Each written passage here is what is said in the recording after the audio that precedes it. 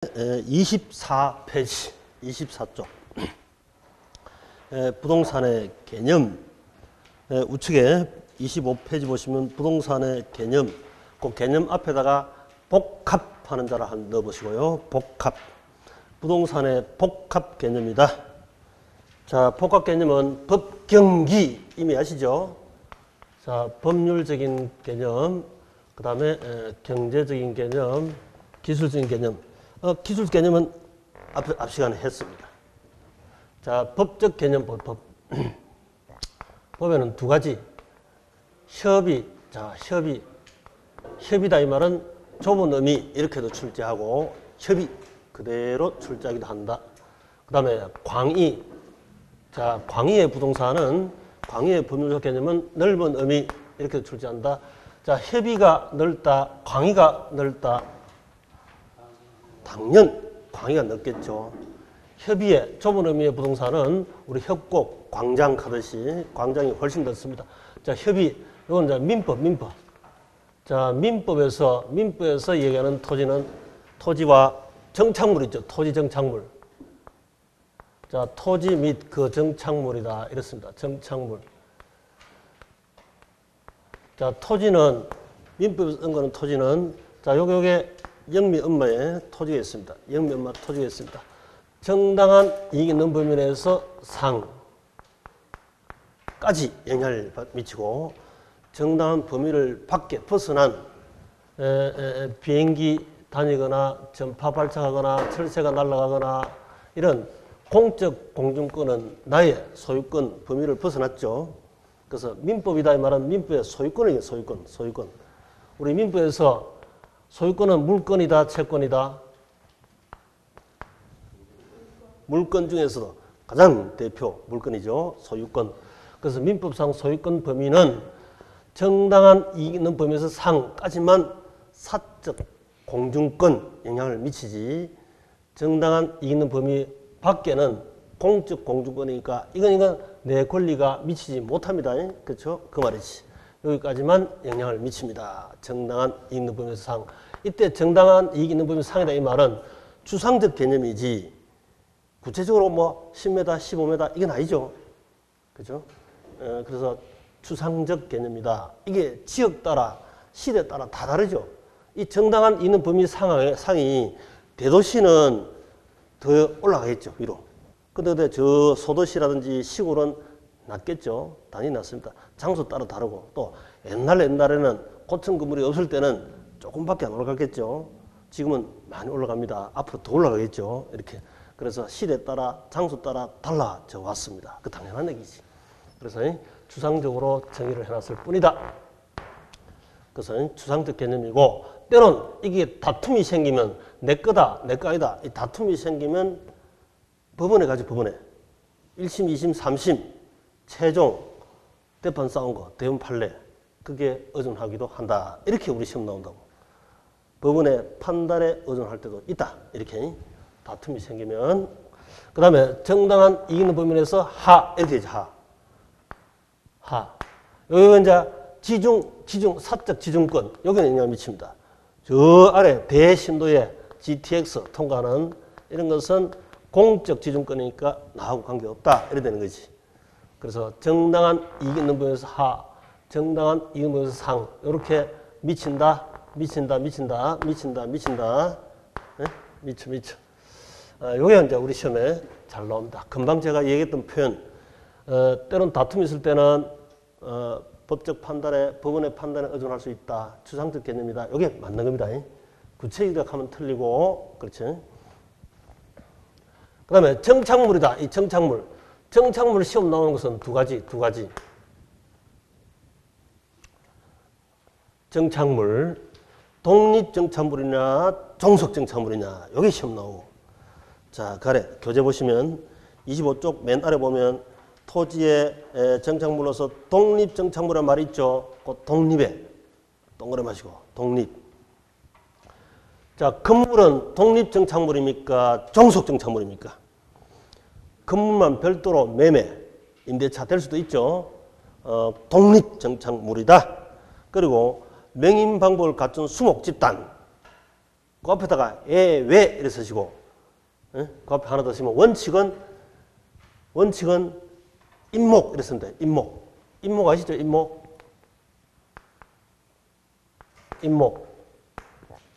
이게 원칙이에요. 원칙 임목에 관한 법률에 따라서 등기되어 있는 임목, 이거는 독립적으로 매매도 될 수 있고 주당 제품일 수도 있지. 그 다음에 애외. 자, 애외가 제가 금방 명인 방법.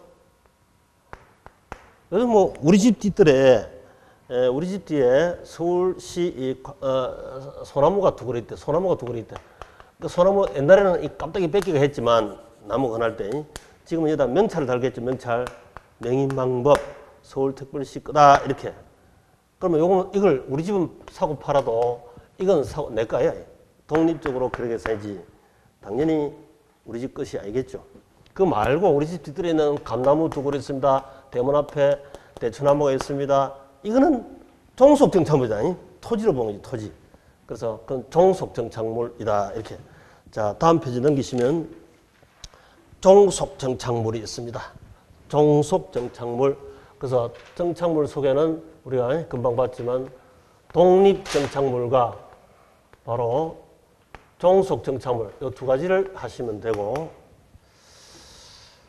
자, 우리 집 대문 옆에 있는 대추나무 뒷뜰에는 감나무 두 그루, 이거는 독립이다, 종속이다. 토지에 종속되어 있는 토지로 보죠. 토지의 일부로 보는 종속정착물이에요. 토지지 이게 대추나무가 아니냐. 감나무가 아닙니다. 토지입니다. 토지. 우리 부동산 중개 거래 대상일 때는 토지지 그게 대추나무가 아니야. 나무가 아니야.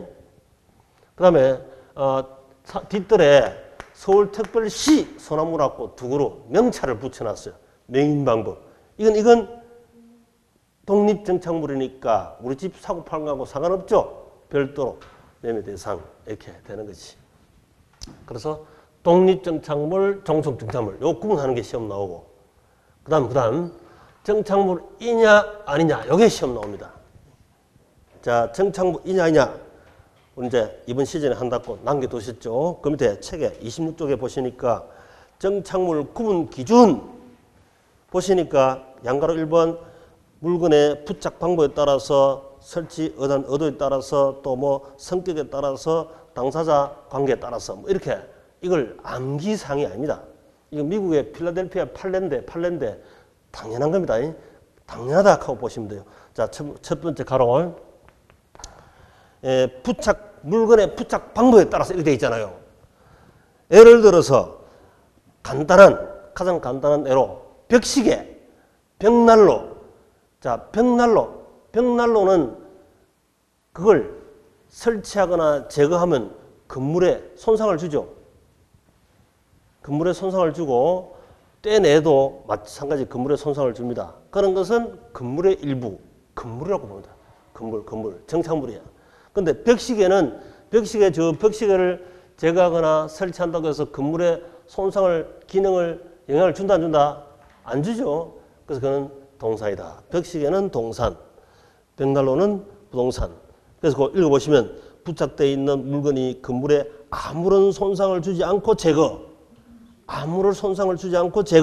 벽시계는 동산이고 벽난로는 제거하면 건물에 손상을 주기 때문에 정착물 부동산이다. 그다음 셋째 줄에 내려가시면 셋째 줄에 기능적으로 건물의 효용을 제한한다면, 자, 요거는 거기다가 형광등 이렇게 써놔요. 형광등. 지금 우리 건물에 형광등이 부착되어 있습니다. 저 LED네, 그죠? LED. 자, LED 형광등이 부착되어 있으면 이걸 만약에 제거해보면 건물에 손상은 안 주지만 이 건물이 깜깜해서 눈에 불 켜고 책을 봐야 되는데 이 건물이 제 기능을 못 하잖아요. 손상은 안 주지만 건물이 제 기능을 못 해요. 이런 것도 부착되어 있는 형광등은 바로 정착물입니다. 건물입니다. 건물. 그런데 이 건물을 팔고 형광등을 떼가면 안 됩니다. 부동산의 기능을 못하게 하기 때문에 부착되어 있는 형광등은 정착물이다. 부동산이다. 근데 우리 우리 창고에 가니까 저게 형광등이 하나 있습니다. 정구상으로도 산한 하나, 형광등이 하나 있어요. 그건 들고 다니는 동사이지, 동산. 그거는 우리 이 건물을 팔아도 내가 가져가면 됩니다. 동사이니까. 동사이니까. 그래서 건물 기능의 효용을 제한하는 부착된 형광등을 제거하면 안 되니까 이건 정착물이다. 그래서 그 예를 가지고 거꾸로 용어를 기억하셔야 돼요. 용어를 암기하고 예를 보면 어려워요. 머리만 복잡해집니다. 자, 그러면 벽난로하고 벽시계하고 어느 게 부동산이다? 벽난로, 벽시계. 벽난로는 부동산이 맞죠? 이걸 말로 표현할 때, 이걸 둘 다 제거할 때 정착물, 건물에 손상을 주면 정착물이고, 벽난로는 제거하면 건물에 손상 주니까 정착물이고, 벽시계는 제거해도 아무런 손상을 안 주잖아요. 그래서 그는 동산이다. 이렇게 거꾸로 읽어야 돼요. 그리고 부착된 형광등하고 부착 안 된 형광등하고 부착된 형광등을 제거하면 이 건물이 손상은 안 주지만 제 기능을 못 하잖아. 제 기능을 못 합니다. 그래서 정착해둬요. 바로 정착물이다. 그 다음에 가로 2번 건물에 설치한 의도에 따라서, 자, 건물에 설치한 의도에 따라서 임대아파트 설치되어 있는 가스 스토브. 자, 이건 뭐냐면 우리 원룸의 풀 옵션 아시죠? 원룸 풀 옵션 하면 그게 가스 스토브고 냉장고고 에어컨이고 뭐 보일러고 TV고 신발장이고 쭉 다 있을 거 아닙니까? 그거는 임차자가 임차기간 끝나고 가져갑니까? 보따리 새가 동산이면 가져갈 수 있다. 가져가면 안 된다. 가져가면 안 되고 냅둬요. 정착물이야. 그래서 원룸의 풀옵션은 임대인이 임대 가치를 정지시킬 목적으로 정착시키는 부동산입니다. 그래서 원룸 풀옵션인 TV, 냉장고 이건 동산이 아닙니다. 물리학자한테 물으면 동산이라 하겠지만 우리는 지금 부동산 학을 배우고 있는 거예요. 어디까지가 부동산이냐 부동산 아니냐 이걸 식별해야 되거든. 그래서 원룸 풀옵션에 있는 TV가 동산이다 부동산이다? 그렇죠. 부동산이지. 정착물이야. 정착물. 요걸 용어로 쓸 때 이렇게 쓰는 거죠. 소유자가 의도는 임대 가치 정진시키기 위한 설치한 것이므로 정착물로 취급한다. 부동산이다. 이 말이지. 그 다음 가로 3번 그 밑에 하나 내려오시가 물건의 성격에 따라서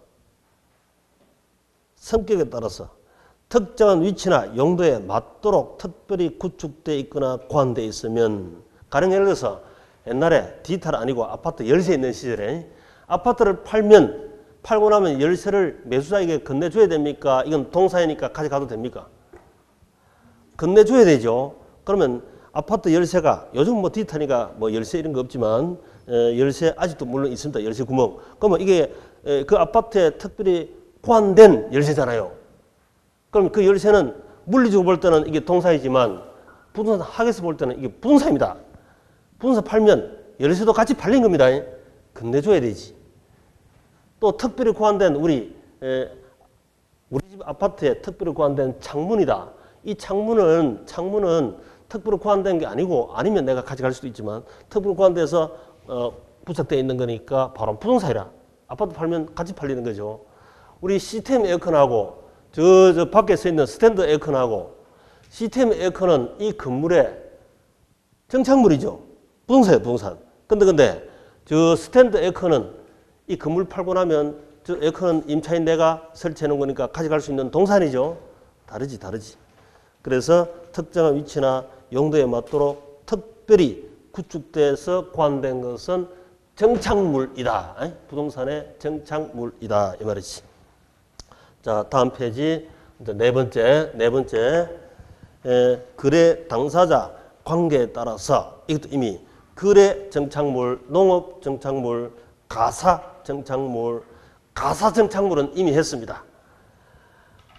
가정에 임대인이 설치한 신발장은 임차인이 임차기간 끝나고 가져갈 수가 없는 거죠. 정착물이야. 부동산인데 임차인이 설치한 신발장은 임차기간 끝나고 나면 이삿짐에 보따리사가 가져갈 수 있는 동산입니다. 그렇죠? 그 당연히 그게 이제 가사정착물이라고 합니다. 가사정착물. 임대인이 설치한 신발장은 정착물이므로 부동산입니다. 가사정착물. 그 다음에 거래정착물이다. 우리 상가를 임대차 하는데 상가 진열대가 있습니다. 진열대. 진열대를 상가 임대인이 설치하면 임차기간 끝나고 나면 못 가져갑니다. 그냥 정착물로 냅둬요. 부동산이라. 임차인이 설치하면 가져갈 수 있는 거죠. 동산이다. 이런 말이에요. 농업 정착물도 마찬가지야. 농기구 창구를 임차인이 설치한 농기구 창구. 이건 임차기간 끝나면 가져갑니다. 동산입니다. 임대인이 설치한 것은 정착물로 냅둬요. 이 말이야. 부동산이다. 이 말이지. 그건 모르는 사람이 있습니까? 당연한 얘기지. 자, 그래서 정착물이냐 아니냐 요걸 가지고 우리 17회 시험에 온것 한 문제로 출제했고 그 이유는 잘 출제 안 합니다만은 지문 하나 슬쩍 뜰 수가 있어요. 근데 금방 이 네 가지를 그 예를 보면 이해 못할 게 하나도 없습니다. 그 말을 이어오기 시작하면 밑도 끝도 없고 이어오지 마시고 그 예를 가지고 용어를 그냥 슬쩍 한번 읽어버리면 돼요. 그 예를 가지고 슬쩍 읽어버리면 된다. 그러면 암기할 게 하나도 없어지지. 안 그러면 무조건 외워야 돼. 미쳤지. 외울 필요가 뭐 있어. 주관식도 아니고. 우리 객관식의 장점은 이해만 하고 있으면 1차는 특기. 이해만 하고 있으면 된다는 거. 그래서 머리를 가볍게 만듭니다. 2차 과목은 암기 스토리니까 암기를 좀 더 하시가 머리에 약간 이렇게 들어가 있어야 되고 시험 칠 때 우리 1차는 머리가 이제 가벼워져야 됩니다. 이해하면 머릿속에 있을 이유가 없으니까 머리가 1차는 가벼워지고 2차는 약간 무거워지고 이렇게 하면서 서로 조화를 맞춰가 동착격 이렇게 되는 거죠. 자, 그 다음에 우측에 광의의 부동산. 자, 광의 넓은 의미의 부동산. 넓은 의미의 부동산은 요건 이제 민법상 이 토지 및 그 정착물에다가 더하기 때로는 어제 준하고 어형제 맺으면 너도 넓은 우리 식구다 이렇게 불러요. 어제 부동산 하는 게 있습니다. 어제 부동산, 부동산, 어제 부동산. 여기에 들어가는 게 뭐가 있냐면 자동차, 차량, 건설기계, 선박, 항공기, 자기 성공, 광업권, 임모. 자기 성공해라. 광업, 입으로 들어간다, 코로 들어간다. 임모. 이걸 보고 이제 준부동산이랍니다. 준부동산.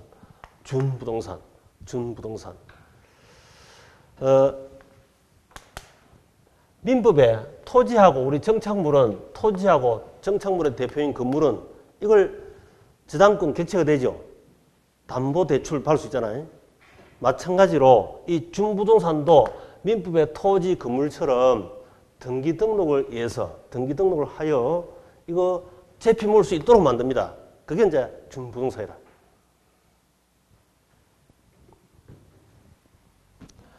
그래서 광의부동산의 첫 줄을 보시니까 등기 등록 공시 방법을 갖춤으로써 간 데 있죠. 거기다 줄 끊으시고 자동차를 제피 물 수 있다 없다? 물 수 있지. 대포차는 제피 물 수 있다 없다? 그럼 등기 등록 내 걸로 안 돼 있으니까 저당 제피 물 수 없죠. 내 앞으로 등기 등록을 하여 그러면 저당권 객체 제피 물 수 있는 겁니다. 쉽게 해서 그렇게 생각하면 돼요. 자, 이거 건설기계는 우리 뭐 굴삭기, 불도저, 지게차 이런 거니까 자동차의 사촌이죠. 발통 달려있는. 그래서 자동차로 취급하면 돼, 그냥. 자기, 차량, 건설기계, 요건 바로 자동차 사촌이다. 이렇게 생각하면 되고. 그 다음에 선박, 등기하죠, 선박 등기하여 제피 물 수 있습니다. 저당권 객체. 항공기도 마찬가지. 그 다음에 광업재단, 공장재단 하는 게 있는데, 자, 이 광업재단, 공장재단, 이거 한번 봅시다. 공장에 가면 공장 토지가 있고, 공장 건물이 있습니다. 이걸 단순 부동산만 평가하니까, 이게 100억짜리 밖에 안 돼요, 100억짜리.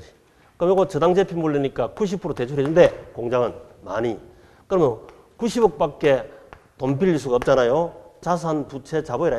자산, 부채, 자본. 뭐 세상 돈은 다 이렇게 들어가 있으니까. 근데 이게 이 속에 토지, 건축물이 중요한 게 아니라 공장에 가면 뭐 특허권, 실용신앙권, 영업권, 디자인권 이런 무형의 막대한 자산이 있죠. 특허권 많으면 어마어마한 가치가 있잖아요. 그리고 기계 장치도 있고 또 차량도 있고 비품도 있고 많죠. 유형 자산. 이런 걸 몽땅 묶어가지고 몽땅 묶어서 하나의 공장 저당 설정하니까 재산의 단체 묶어버리니까 이게 1000억이라 1000억. 재산 단체 묶으니까 이게 1000억짜리입니다. 1000억짜리.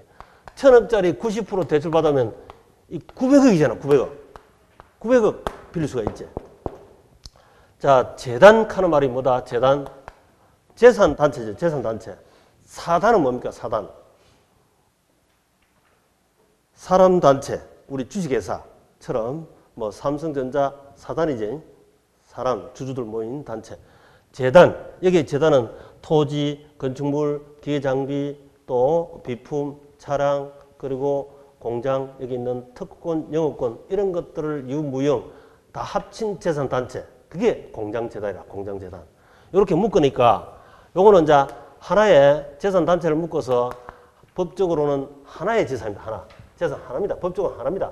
따로 빼내서 팔고 사고 이러면 못해요. 하나. 그러면 저게 재단이 1000억짜리 평가되겠죠. 이제 훨씬 더 높게. 그럼 90% 대출 받으면 900억을 빌릴 수 있잖아. 900억. 저놈하고는 게임이 안 되죠. 그래서 이걸 보고 공장 및 광업 재단 저당법이라는 게 있어요. 공장 및 광업 재단 저당법. 그 가운데 있죠. 가운데 보시니까 요게 2013년 3월 23일 날 이게 법이 바뀌가 제정되어 있습니다. 공장 및 광업 재단 저당법 있죠. 그 줄 끊으시고. 법이죠. 법이잖아요.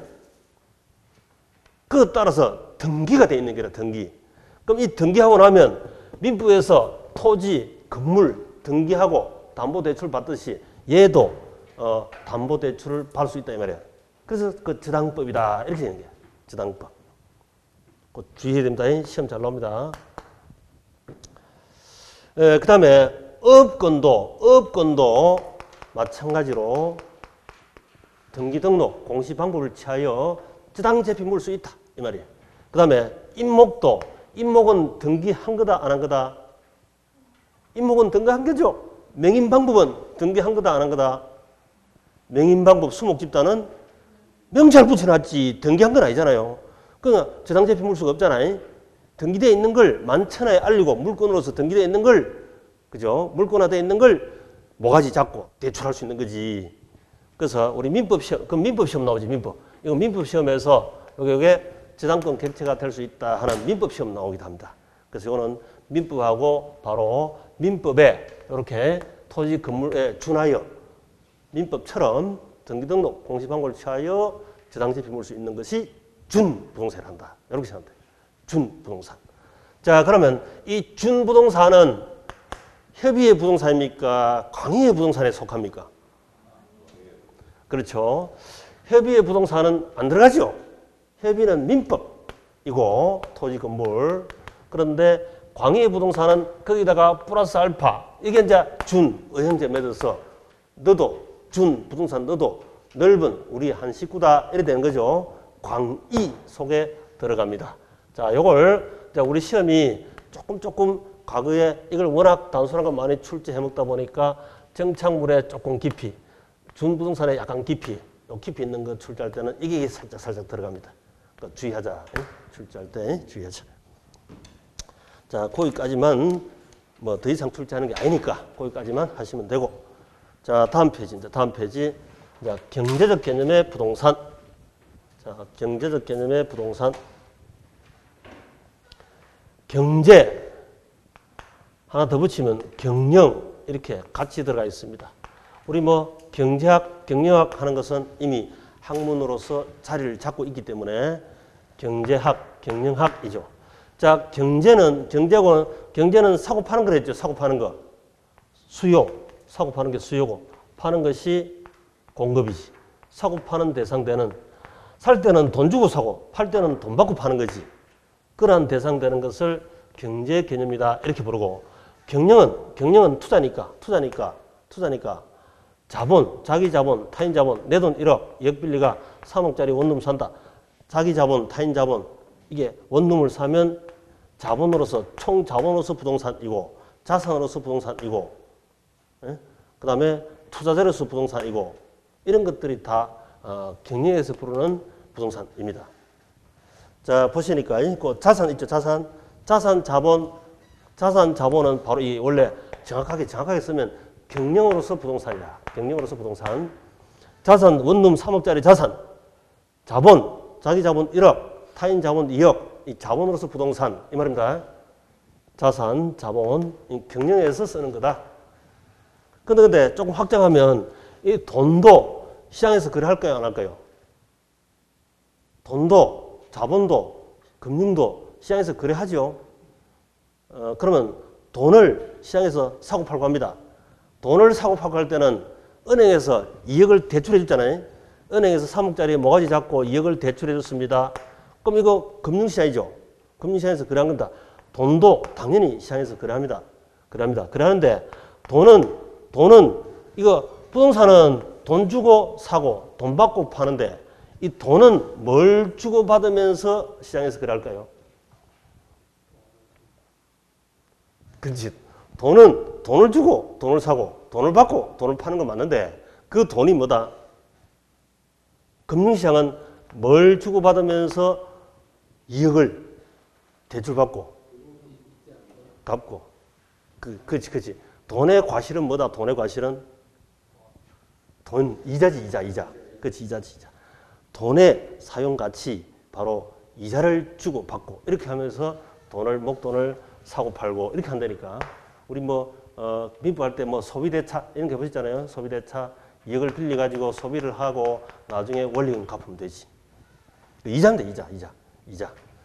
그걸 사고 파는 거나 마찬가지지. 그 다음에 그 생산 요소. 자, 생산 요소는, 자, 이거 건축하게 되면 택지비가 들어가죠. 땅 조성하면 택지비가 들어갈 테고, 건물 건축하게 되면 건축비가 들어갑니다. 자, 택지비, 건축비. 이렇게 우리 시험 잘 나와요. 자, 택지비, 건축비가 이게 바로 생산 요소다. 그죠? 생산 요소. 생산한다 이 말은 생산에 영어로 쓰면 인풋, 투입하는 요소. 생산 투입되는, 인풋되는, 아웃풋은 토지 건물로 아웃풋, 산출이 됐겠지. 그때 산출된 걸 보고 이제 제품, 만든 대우건설이다 하면 아파트 제품, 이걸 분양 대행사한테 넘기면 이게 이제 상품이 된다고. 상품. 분양 대행사한테 가면 상품. 만든 회사는 제품이고 만들 제자니까 유통되는 데는 상품이라 한다. 이 백무기, 이 볼펜이 모나미 제조회사 가면 제품이라 하고 자기들이 만든 거니까, 그걸 문구점에 가면 유통되는 상품이라 하죠. 볼펜이 상품이 됩니다. 마찬가지로 이 대우건설에서 이 아파트를 풀어지고 건축하면 제품이고, 이게 분양 대행사한테 넘어가면 이 아파트가 상품이 됩니다. 상품. 그래서 제품으로서 부동산, 상품으로서 부동산. 그 다음에 이게 영미 엄마가 자기가 주거하려고 아파트를 한 채 분양을 받았답니다. 수분양자 받았습니다. 그러면 가정은 소비주택이기 때문에 소비재로서 부동산 이렇게 본다고. 소비재로서 부동산 이렇게 부르지. 그 다음에 두 채, 세 채 사가지고 돈 벌기 위해서 샀습니다. 그럼 투자재로서 부동산 이렇게 불러요. 이 다 시장에서 돈 주고 사고 판 거지. 그 다음에 갭투자했대. 갭투자는 투기재로서 부동산이라 합니다. 갭투자를 왜 투기라고 하냐면, 갭투자 한 사람은 기분이 조금 안 좋겠지만 실제 그런 현상이 벌어지니까 3억짜리 아파트를 2억 7천에 이렇게 전세를 안고 샀다. 그럼 요거 두 개 차이가 갭이 3천만 원이지. 2억 7천 전세 보증금이고 시세가 3억이라 이 아파트. 그럼 두 개 차이 갭이 3천만 원만 부담해서 3억짜리 아파트를 샀어요. 샀는데 이 집값이 2년 후에 이게 3억 3천 올라갔습니다. 이 아파트가 올라가면 3천만 원 더 보증금 받아가지고 다른 데 아파트 한 채 더 사면 되죠. 그치? 자기 투자 수익 2년간 투자 수익률이 100%잖아요. 3천만 원 투자인데 3천만 원 남았으니까. 근데 문제는 이렇게 하면 이상이 없는데 이 집값이 떨어지가 2억 6천 됐습니다. 아파트 값이 2억 6천 되면 이거 경매 넘어가면 전세입자가 1,000만 원 뛰죠 이게. 경매 넘어가면 또 헐값에 팔아야 되니까 2억 6천이 정상가라도 2억 5천 4천밖에 못 받을 거 아이가. 그럼 전세 보증금이 날아가는 거예요. 아무리 1순위 하더라도. 그치? 그러면 집값 올라가면 다 네 돈이고 집값 내려가면 네 돈도 날아가지만 내 돈도 날아가는 기라. 그래서 바로 이 채권자 부가 이 사람들한테 특혜 투자자한테 부가 이전됩니다. 부가 일로 이전된다니까. 그래서 투기자다 이렇게 부르는 거야. 투기자. 남의 돈 그냥 뺏어먹는 거야. 쉽게 얘기해서. 그냥 날로 뺏어먹으면 안 되죠. 투기가 날로 뺏어먹는 게 많잖아요. 그래서 이게 계획투자도 투기다 이렇게 불러요. 투기다. 그래서 이제 투기자로서 부동산, 투자자로서 부동산, 생산 요소로서 부동산, 소비자로서 부동산, 제품으로서 부동산, 상품으로서 부동산, 택지로서 부동산, 건축으로서 부동산, 자산으로 부동산, 자본으로서 부동산, 이 다 부동산이라. 여기 부동산 관련해서 뭐 5개 용어만 있는 게 아닙니다. 50개도 쓸 수 있어요. 50개도. 응? 자, 그게 이제 경제적 개념이다. 그 다음에 이제 우리 기술적 개념은 이미 했으니까 생략. 자, 거기도 일단 별표 드시고, 우리 경제 개념, 이것도 시험 잘 나오죠. 법률 개념, 이런 것도 시험 잘 나오고, 그치? 법, 경, 기, 그 셋 다 우리 시험 잘 나와요. 아까 기술적 이랬죠. 법, 경, 기, 그 셋 다. 요걸 몽땅 묶어서 법률 개념 여기서 한 문제 출제하기도 하고, 또 경제 개념, 기술 개념 따로따로 출제하기도 하고, 이게 몽땅 묶어가지고 문제를 구성하기도 합니다. 그래서 예를 들어서 이렇게 나온 거죠. 기술 개념에, 아까 우리 기술 개념은 자연의 토지는 누구 위한 거랬습니까? 자연의 토지는 공자위환 이랬지. 다음 중에서 틀린 것은 이렇게 해서 지문에 엄청 출제를 했는데요. 우리 공자위환, 공간, 자원, 위치, 환경 이렇게 적어놓고 이걸 당연 기술적 개념의 부동산이다 이렇게 해야 되는데 그놈을 경제적 개념 부동산이다 그 중에 일부 한두 개를 법률 개념 부동산이다 이렇게 집어넣는다고 그러고 틀린 거 찍어내라 이렇게 출제를 해요. 또 준부동산 있잖아요. 준부동산 요 놈을 협의 속에 들어간다 하면 틀리죠. 광의 속에 들어간다 이래야지. 광의는 다 끌어안고 있으니까 준도도 우리 식구지만 협의는 당연히 배척 알겠죠. 민법상 부동산만 협의에 속하지. 그래서 요거 준부동산을 가지고 광의 속에 들어가는 것을 협의 속에 들어간다 이렇게 하면 틀리고 또 이 속에 하나하나 자, 비, 성공, 광어, 입, 광어회 이렇게 들어가면 이게 취득세 과세대상이라. 취득세 과세대상은 자기, 성공, 광어회, 입으로 들어간다. 이게 우리 취득세 세법 공부할 때 취득세 있잖아요. 그 시험 잘 나와요. 취득세 과세대상이거든. 근데 이 회는 빠지고 광어, 입 하면 그게 이제 우리 준부동산이라. 학개론의 준부동산. 그렇게 해서 분류하시면 된다. 그래서 이거 하나하나 나열해놓고는 이놈이 협의 개념이다 하면 틀리고 광이다 하면 맞는 말이고 준부동산에 들어간다 하면 맞는 말이지. 또 그걸 경제적이다 하면 틀리고 또 기술적이다 하면 틀립니다. 이렇게 쓱 뒤집박수 만들어 놓고 틀린 거 찍어내세요. 이렇게 시험 출제를 잘합니다. 매년 거의 하다시피 하고 있다.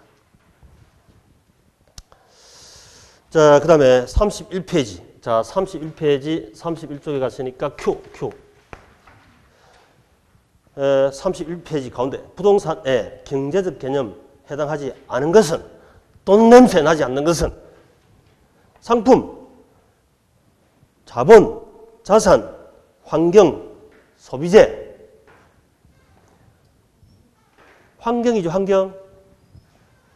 법은 우리가 권리 냄새 나는 것이고 권리. 그래서 환경권, 위치권, 조망권 이런 걸 쓰면 다 법이다, 법. 그리고 경제는 환경의 가치, 위치의 가치, 위치의 가격, 환경의 가격, 공간의 가격, 가치 이런 말 쓰면 다 경제입니다. 근데 그런 가격과 권리를 싹싹 다 빼버리고 그냥 그대로 순수 공자유한 공간, 자원, 위치, 환경 이렇게만 쓰면 그게 기술입니다. 그럼 우리가 부동산을 볼 때는 공간, 자원, 위치, 환경에서 이걸 선천적인 자연 토대로 그 다음에 이걸 돈으로 환산하면 경제고 이걸 권리를 주장하면 법이잖아요. 내나 이놈을 가지고 돈으로 권리로 이렇게 했을 뿐입니다. 그걸 이제 법경기라 한다. 그래서 환경은 요놈은 법 냄새도 아직 안 들어갔고 돈 냄새도 아직 안 나죠. 그러니까 환경은 바로 자연입니다. 자연. 기술적이지, 기술적. 4번이 답. 자, 그 다음 금태 부동산의 분류. 자, 여기서는 토지 분류, 토지 용어, 주택 용어, 요놈이 시험. 토지 용어, 요놈이 거의 매년 출제했었죠. 매년 출제했습니다. 토지 용어. 자, 토지 용어 거의 매년 출제했다. 토지 용어. 주택 용어는 뭐 21회 출제되고 28회 출제되고 까물만 하면 한 번 출제하고 잊을만 하면 잊고 나면 한 번씩 슬쩍 출제하는 개념이다. 자, 그래서 토지 용어 집중적으로 보시면 되겠다. 자, 국토계획법 이건 공법에서 하시는 거고 공간정보법도 공법에서 공시법에서 하는 것이고요. 33페이지. 자, 33페이지. 대지 첫 번째 대지 나오죠. 이건 학교론 시험은 출제 안 합니다. 이건 우리 건축부에서 출제하죠. 그래서 학교론 일단 지우고 X. 그 밑에 택지 별표. 학교론의 택지 중심으로 공부를 하시면 됩니다. 자, 택지 중심으로 하면 됩니다. 택지. 택지가 뭐다? 첫 줄 뒤에 보니까 주거용, 상업용, 공업용 건축 가능한 토지, 건축되어 있거나 건축할 수 있는 땅. 이게 바로 택지란다. 주상공, 주거용, 상업용, 공업용 이게 건축 부지죠. 그죠? 건축 부지 주로. 그 다음 그 부지 있습니다. 부지는 뭐냐? 바닥 용어인데 바닥 토지를 할 말이 없으면 다 부지 잡고 넣으면 돼요. 부지. 중개하다가 그 용어 개념이 잘 안 나면 그 건축 부지, 주택 부지, 공장 부지, 하천 부지, 철도 부지, 농지, 뭐 부지란 말만 붙이면 돼요. 그냥 바닥 토지 땅을 다 부지 이렇게 붙이면 돼요. 포괄적인 용어다. 자, 그 다음 한 장 넘겨보시고 넘겨서 오른쪽에 보시니까 35페이지 나지, 갱지 이런 말이 있습니다. 나지. 예, 그 나자가 나홀로 있지. 나체나자 이렇게 돼 있죠. 나체나자. 건축물이 없는 정착물이 없는 땅 나지. 갱지, 나지, 갱지 이런 말이 있고 자, 그다음 또 넘겨보시면 한 장 더 넘겨보시면 건부지 하는 말이 있죠. 건축물 부지다 이런 말이야. 건축물 부지. 건축물이 있는 땅이다. 건축물 부지, 건부지. 그 다음 저 밑에 보니까 소지. 자, 소지. 이 소지는 바탕이 되는 땅.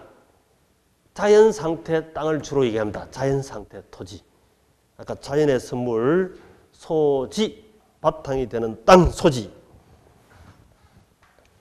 그 다음에 우측에 보시면 공지. 빌공자, 공지. 우리 건축법상 건폐율, 건물이 그림자패, 땅을 그림자 정착되어 있는 토지 이외에 비워준 땅이 있죠. 비워둔 땅, 공지, 빌공자니까 공지 이런 말이 있다. 자, 금방 했던 용어들 전체 한번 보시면 자, 요게 이제 토지, 지구입니다. 지구 다 토지. 우리 뭐 해도 달도 학교로서는 부동산이지만 거기까지 확장 시험 안 나오니까 일단 지구, 토지다. 지구 땅 중에서 여기 부지인데 부지는 바닥 부자야. 바닥 토지 포괄적 용어로 내가 지금 의자 앉아 있는 밑에 엉덩이 부지 이렇게 하면 돼요. 엉덩이 부지. 이 건축물 부지, 주택 부지, 공장 부지, 하천 부지. 그냥 포괄적으로 붙이면 돼요. 농지 부지 뭐 이렇게 막 붙이면 된다니까. 부지. 그 다음에 소지다 하는 거 있어요. 소지. 소지는 이게 바탕소자인데 바탕소. 원래 인간 사는 바탕이 되는 하늘이 준 땅 있잖아요. 그걸 소지 이렇게 소지고 그걸 갖다가 원지다 이렇게 쓰기도 하는데 원료 투입되는 땅. 아까 우리 택지비라 했죠. 택지비는 건축하는데 생산 요소로 투입되는 땅이죠. 그때 원료가 된다 이 말이죠. 원료가. 이 소지가 인간이 건축할 때 원료가 되는 땅이다 이 말입니다. 원료 투입되는 땅, 택지비 이런 개념. 뭐 부담 없이 해두시면 되고 그 다음에 이 속에 이제 바로 택지가 있습니다. 택지. 요게 집택자지. 집택자. 집택자. 택지 속에는 아까 말씀드린 주거용지, 그 다음에 상가, 건축할 수 있는 바닥 토지, 상업용지, 그 다음에 공장, 건축할 수 있는 땅, 주상공, 건축할 수 있는 땅, 이걸 보고 택지라 한다. 주상공, 택지라 한다. 그런데 우리 이제 우리 이 공간정보법 우리 이 지적 28개 공부를 하셨잖아요. 그죠? 2차 과목에서. 이거 주거용지, 상업용지를 합치가 뭐라고 합니까? 이걸 아까 전면에 나왔던 대략하지 대. 28개 지목 중 하나 대표로 가장 선두에 나와 있는 대입니까? 대. 그 다음에 공장용지를 말한다. 28개 지목 중에서는 공장용지는 장? 그렇지. 대장 아이가 대장. 대장. 공장용지는 장이라 하죠. 그 다음에 학교용지. 학이라 하죠. 학. 도로용지는 도로 하지 도. 그지? 도. 그 다음에 철도용지는 철합니까? 그 다음에 하천용지는 천. 제방은 제. 이렇게 줄여 쓰죠. 28개 지목 2차 과목 공부할 때. 이거 말고도 이 부지는 바닥 토지에 갖다 붙이면 되니까 이런 걸 전부 다 묶어가 요게 건축 부지다 이렇게 부르기도 하고 요거 학교 부지, 도로 부지, 철도 부지, 하천 부지, 제방 부지 이런 식으로 갖다 붙이면 돼. 그게 부지라 부지. 부지. 바닥 용어로 포괄적으로 이것저것 포괄적으로 쓰는 용어 부지 이렇게 쓰면 돼. 부지. 자 여기서 이제 이 택지가 사람들이 제일 좋아하는 땅이죠. 엄청 중요한 땅입니다. 그래서 이 택지를 구분해 가지고 A 택지, B 택지, C 택지가 있다. 자, C 택지는 보니까 허름한 건축물이 있습니다. 허름한 건축물이 있는 밑에 부지를 보고 뭘 한다? 건축물이 있는 부지. 그렇죠. 건부지다. 아까 읽어보셨죠? 건부지. 건축물이 딸려있는 부지. 이렇게. 건부지다. 그 다음에 건축법상 건폐율, 건물이 가리고 있는 요 면적 제한 나머지 땅, 이걸 비워둔 땅, 이걸 뭐란다? 공지, 빌공자인 공지, 이렇게 보죠. 공지, 건부지, 건부지. 그러니까 건부지 속에 공지도 일부 있는 거지. 공지, 이렇게 있다. 공지. 그 다음에 A, B 땅은 정착물이, 건축물이 없답니다. 둘 다 없대. 건축물이 없대. 그런데 B는 사법상 제약이 딸려있는 토지더라. 사법상 어떤 지역권, 지상권 이런 게 있잖아요. 지상권 이런 게 제약받고 있는 땅이 돼. 지역권이고 지상권 설정되어 있으면 이 땅이 비쌉니까? 쌉니까? 형편없이 싸죠. 이 파는 분도 살 사람이 제대로 없잖아요. 그럼 이제 저지라 하는데 저지. 한자로 쓰면 다릅니다만 이건 우리 시험에 아직 한 번도 출제가 되지 않았습니다. 감정평가사 시험에서 살짝 비춘 적이 있는데 의미 없다. 안 해도 돼요. 우리 만약에 이 시험 나온다 하더라도 맞출 수 있어요. 왜? 객관식이니까. 객관식은 오지 쓴다죠. 손가락 5개. 5개 중에서 가장 맞는 것은, 가장 틀린 것은 이렇게 찍으면 되는데, 이론상 우리 4개만 알면, 80%만 알면, 1개는 몰라도, 이건 몰라도 100점 나옵니다. 100점. 그렇죠. 민법도 그렇고 5과목 전부 다. 예를 들어서 다음 중에서 가장 틀린 것은 이렇게 물었는데 요 4개는 확실히 맞대. 근데 5번 이건 모르겠어. 모르겠으면 얘가 틀린 거지 뭐. 요 4개는 맞으니까. 그 객관식의 장점은 우리 아는 것, 모르는 것 같이 포함해서 평균 60 이상 나오면 되니까 그런 장점이 있다고요. 그죠? 장점이. 그래서 항상 100% 공부하면 큰일 납니다. 병만 실리가고 이게 합격도 못하고 치매 오고 이런 현상이 벌어집니다. 항상 20%는 여유를 두고 20%는 몰라도 된다. 이런 여유를 두고 해도 100점도 나와요. 하물며 우리가 60점 이상 합격이기 때문에 서너 개 이상 알면 돼요. 60% 이상 알면 70점 나와요. 만약에 80% 알면 100점 나온다 했잖아요. 그래서 60%반 이상만 알면 합격이다. 이거 아시죠? 그만큼 여유가 있다. 여유가 있다. 여유가 있으면 더 잘 보여요. 공부도 더 잘 되고 쉽게 정리가 됩니다. 우리 바둑 둘 때 선수 같이 뜨면 땀 뻘뻘 흘리는데 옆에 쳐다보면 뻔하게 보이잖아. 수가. 그런 여유가 생기면 수가 훨씬 보여서 여유롭게 공부를 할 수가 있습니다. 진짜 우리가 60점 커트라니까 신경 쓸 거 없다고. 그래서 그런 걸 가지고 일부러 구석구석 심화 과정에서 그런 거 다 해줘. 하면 스트레스는 받고 점수가 적게 나오고 안 돼요. 시험 나올 것 중심으로만 해도 고득점 8, 9점 하고도 줄여 남는다. 신경 쓰지 마세요. 그 다음에 자 갱지. 요놈은 자 갱지를 한다. 갱지. 갱지.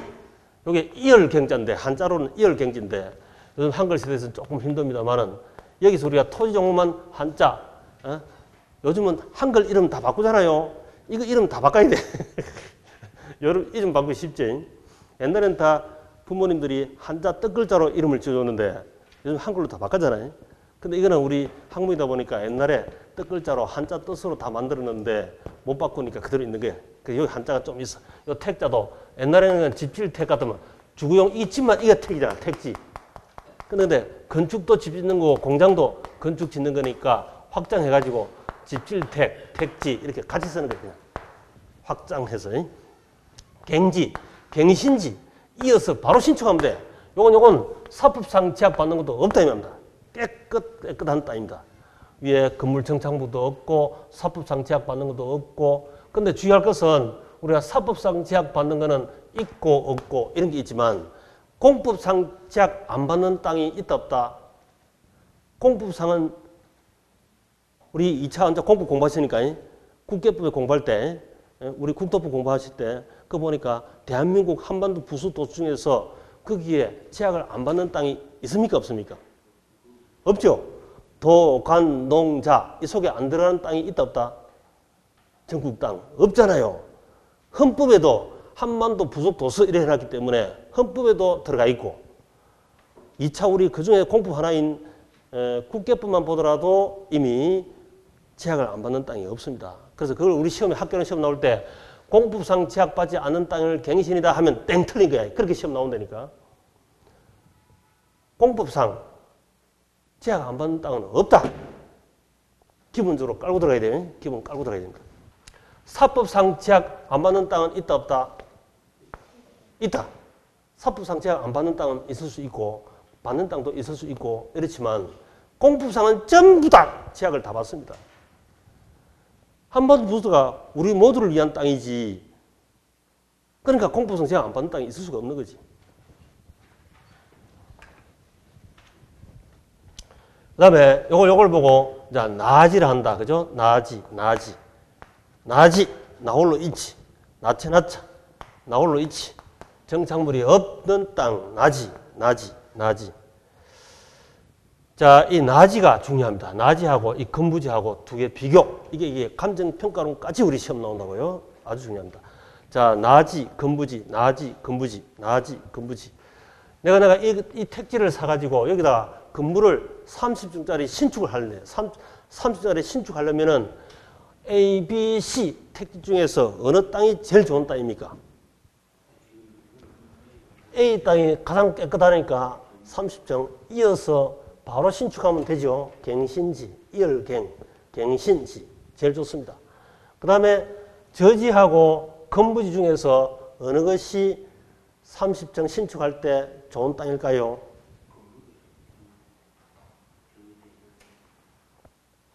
건부지는 요놈 철거하려면 여기 지금 입주 사는 사람들이 많잖아요. 그 사람들은 이주비 다 줘야 되고 이 이주비가 무시 못합니다. 우리 상가 같으면 상인법에 따라서 5년 이상 임차할 수 있는 권리가 있잖아요. 그런데 지금 2년 있은 사람도 있고 3년 있은 사람도 있고 4년 있은 사람도 있잖아요. 그거 앞으로 그걸 이주비 주려면요. 그거 감안해가 주려면 엄청 큰 돈이 많이 나기도 합니다. 이주시키는 건 보통 힘든 게 아닙니다. 그 모르고 이 상가 주인이 만약에 2년간 임차인이 있는데 1층에 임차인이 있는데 상가에 그 상인법을 몰라가지고 상가 건물 임대차 보법을 몰라가지고 이거 재건축한다고 재건축업자하고 계약을 떡 맺습니다. 그 임차기간이 2년 계약서는 2년 돼 있는 기라 그것만 보고는 앞으로 3년 더 임차할 수 있잖아요. 그걸 모르고는 다음 달에 계약기간 말론데 임대인이 모르고 이렇게 착각을 빠져가지고 이거 그 재건축 계약을 맺었습니다. 건물 없애보고 다시 신축하려고. 그랬다가 앞으로 3년간 임차할 수 있는 권리 여기 대가 1억 2억씩 3억씩 막 줘야 돼요. 큰 사고를 친다고. 큰 사고 칩니다. 그런 경우 전국에 보면 사례가 들어있어요. 큰일 난다고. 그 단순한 상가건물 임대차법부, 주택임대법부 그거 몰라가지고 건물주가 다치는 경우도 엄청 많다니까.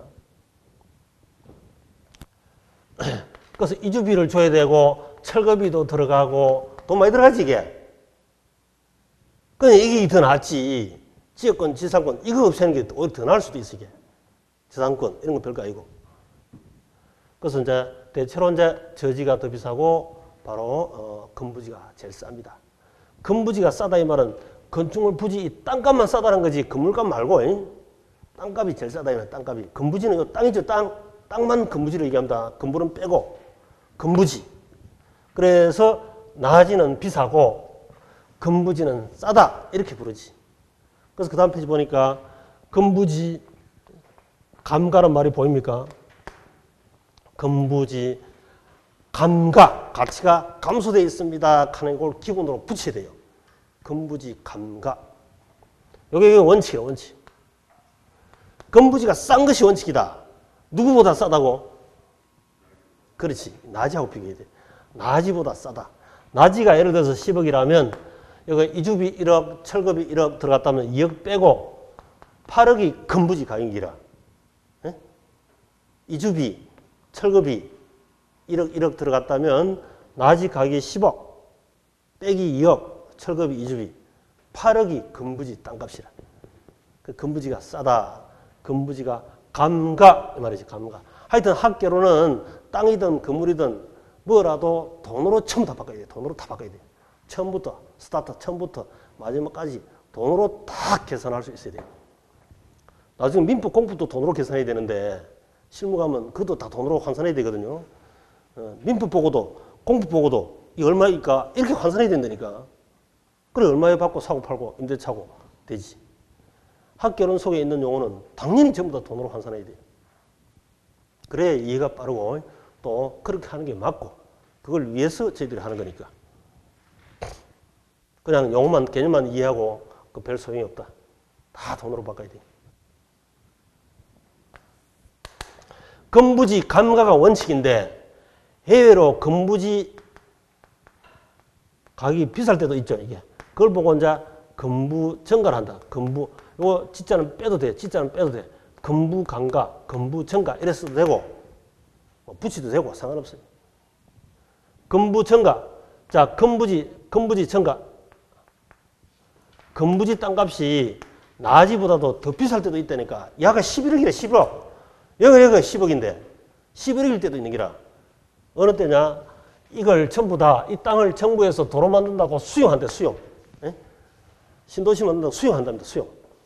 수용하면 이거 이 토지의 건물 허름한 건물이지만 잘 쓰고 있는 지금 사용하고 있는 땅이잖아요. 그 사용 가치를 감안하여 이거 나지보다도 더 많이 보상해 줘야 돼. 이 건부지를 11억 줘야 되는데 11억. 건물 보상가 따로 또 있겠지. 이게 만약 5억 같으면 16억 이렇게 되는 거야. 두 개 합치면 16억 보상가. 그다음에 이거 전부 다를 이제 그린벨트로 묶어부대. 그린벨트로 묶으면 얘는 그린벨트 묶여 있는 쟤들은 둘이 건축을 전혀 할 수가 없잖아요. 건축을 할 수가 없죠. 얘는 허름한 건물이지만 여기다가 막걸리하고 찌짐이 팔면서 오늘 비 오는 날 같이 이때 손님이 더 많고 이렇게 해서 아들, 딸 대학 보내고 유학도 보내고 시집장가 보내고 다 먹고 산다고. 그럼 이 땅은 엄청 비싸죠, 이게. 훨씬 비싸다니까, 이게. 예? 또 이제 공법상 강화, 건폐율이 강화된다, 용적률이 강화된다. 이건 이제 다 하시죠. 예? 그러면 쟤들은 건물 짓더라도 조그만 거밖에 못 짓는데 나는 허름하지만 이미 큰 게 있잖아요. 이게 훨씬 용도가 사용 가치가 크죠. 그럴 때 더 좋을 수도 있어. 그래서 그런 것은 기억할 필요 없이 암기할 것이 아니라 당연히 그럴 때 높이 건부지 가격이 11억을 더 높게 평가, 돈을 더 높게 받고 팔아야 되겠더라, 받고 중개해야 되겠더라 하는 거 알아야지, 그죠? 상식적으로 다 알아야지. 그래, 이걸 나중에 중개할 때 그게 더 비싸거든요. 저 땅보다는 훨씬 비싸거든요. 이렇게 할까, 이거. 근데 이 건물주는 더 많이 달라고 하지. 나는 15억 달래. 근데요, 사모님, 그건 너무 비쌉니다. 그러면 살 사람이 없어집니다. 좀 다운해가 한 11억에 이게 적정 가격이다. 이렇게 말을 해줄 수 있어야 되는 능력이 있어야 되나요? 공중에서는. 당연히 그렇지. 매수자는 싸게 살라 하고 매수자는 7억 주고 살라니까 그건 택도 없습니다. 그건 쪼지도 마세요. 낮이도 지금 10억인데 그러시면 안 돼요. 그거는 지금 잘 사용하고 있습니다. 사용 가치가 크거든요. 그래서 저 낮이보다도 더 비싸게 줘야 됩니다. 12억은 아니더라도 11억은 1억은 더 얹어줘야 됩니다. 이렇게 중개할 때 그렇게 다 한다니까 실무상. 그거 하나면 공중에서 아니지.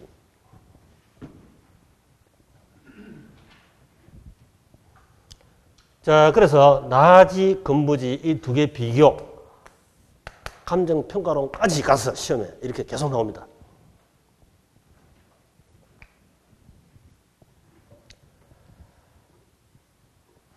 자, 여기서 이제 택지, 부지, 소지, 택지는 뭐다? 택지는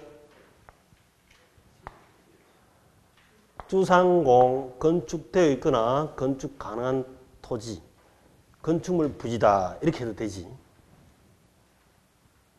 부지는 이런 바닥 땅들, 이거 말고도 무수히 많은 바닥 토지에 쓰는 땅들이다, 용어다, 포괄적 용어다 이랬습니다. 소지는 네이처, 자연 그대로 준 땅. 주로 이제 산 밑에 논밭은 1차 산업은 해먹기도 합니다만 주로 자연 상태 토지다. 요 놈을 원료로 투입해서 건축하기도 한다. 그래서 원지 이렇게 부르기도 한다. 그 다음에 나지하고 건부지하고 나지는 나홀로 있지. 정착물이 없다 이 말이죠. 정착물이 없는 땅, 나지.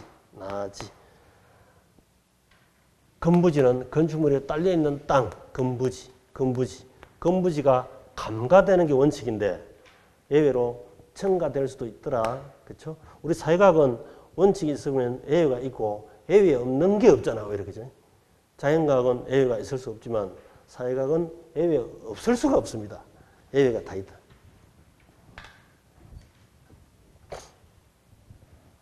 자, 그 다음에 이제 33페이지 후보지 이행지 있습니다. 후보지 이행지. 후보지를 보시면 임지지역, 나무 심는 땅, 농지지역, 농사 짓는 땅이겠지. 그 다음에 자 택지지역은 택지는 저기서 했죠. 저기서 했잖아요. 이거는 집 짓는 땅이지. 집 질 수 있는 땅. 자, 이 세 땅 중에 제일 비싼 땅은 뭐다? 당연히 택지. 그럼 내가 산을 가 있다가 그런배트 풀려가지고 집 질 수 있는 땅으로 바뀌거나 또는 집 질 수 있는 땅이 허름한 땅이 자연농으로 수용돼 갖고 사자 풀고 호랑이 풀고 이렇게 해서 바뀔 수도 있겠죠. 드물지만. 그 다음에 여기 농사 짓는 땅이 집 짓는 땅으로 바뀐다. 대박이죠. 아마 부동산 중에서 가장 1등 대박 땅이 바로 이거라고. 임지 농지 지역이 택지 지역으로 바뀐다 이게. 서울의 일부도 지금 그 풀리고 이렇게 하죠. 그치? 전국적으로 마찬가지입니다. 전국적으로 농사 짓는 땅이 2년 후에 도로 생기거나 옆에 상업지역으로 대로 바뀌고 이런 땅들이 종종 생깁니다. 그건 완전 대박이죠. 왕대박이지. 그 땅을 미리, 그 되기 전에 미리 사야 되죠. 되고 나면 주인도 아니까 비싸게 팔겠지. 그 직전에 사면 왕대박이 되는 거지.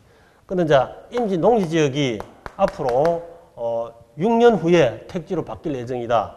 6개월 후에 택지로 바뀔 예정이다. 하면 그걸 후보지를 가지, 후보지.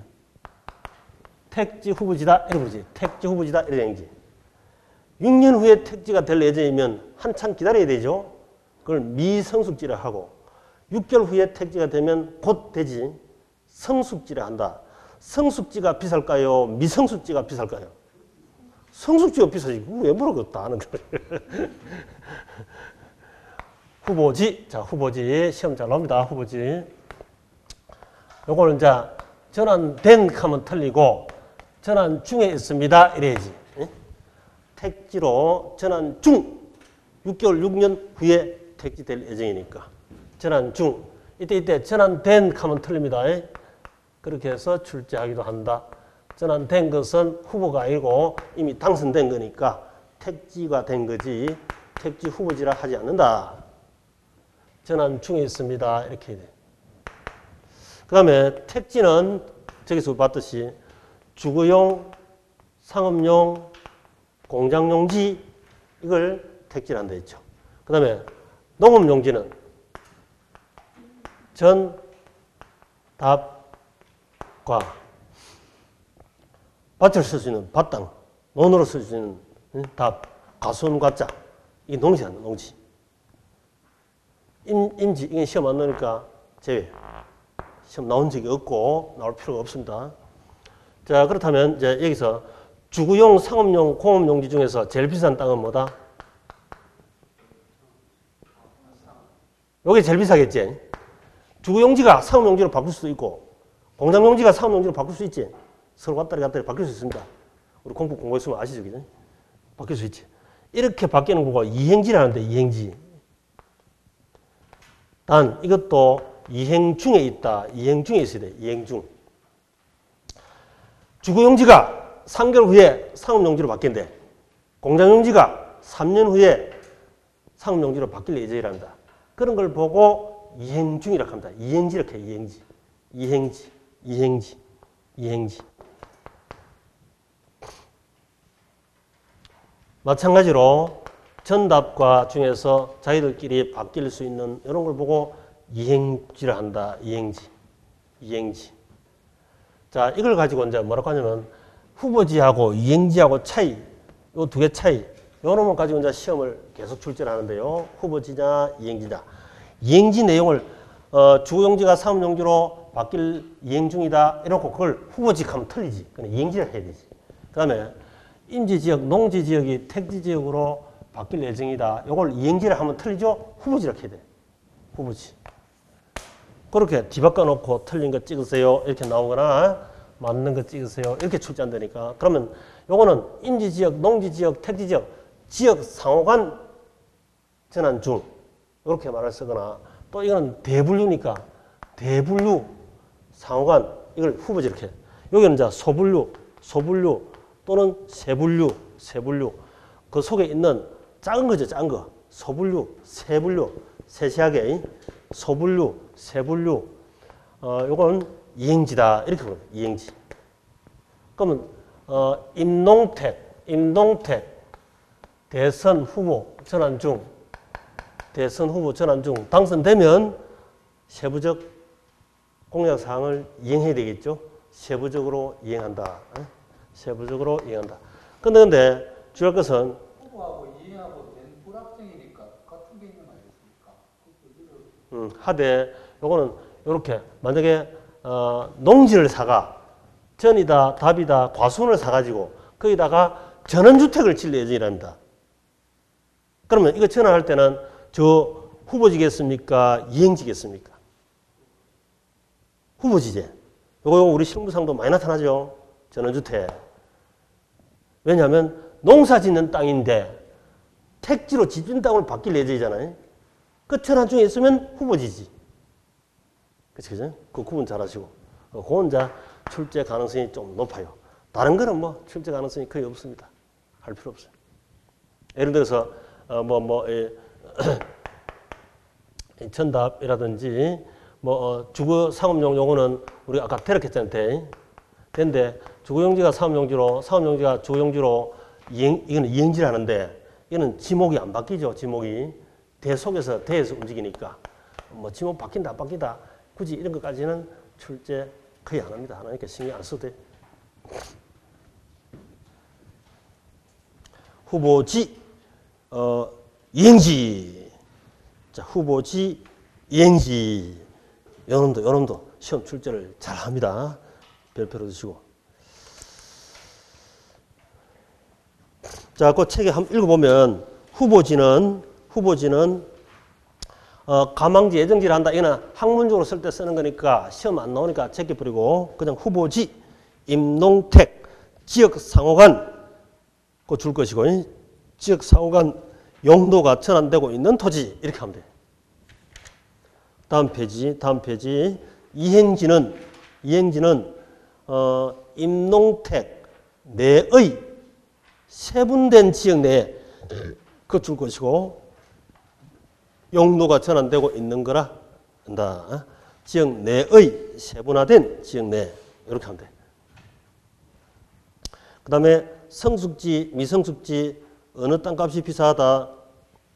성숙지 땅값이 비싸죠. 성숙지 전환 후로 평가하면 되고 미성숙지는 전환 전으로 평가한다. 싸다. 자, 다음 그 맹지하고 대지하고 있죠. 맹지, 대지. 자, 그건 한번 쉬었다가 다시 들어갑시다.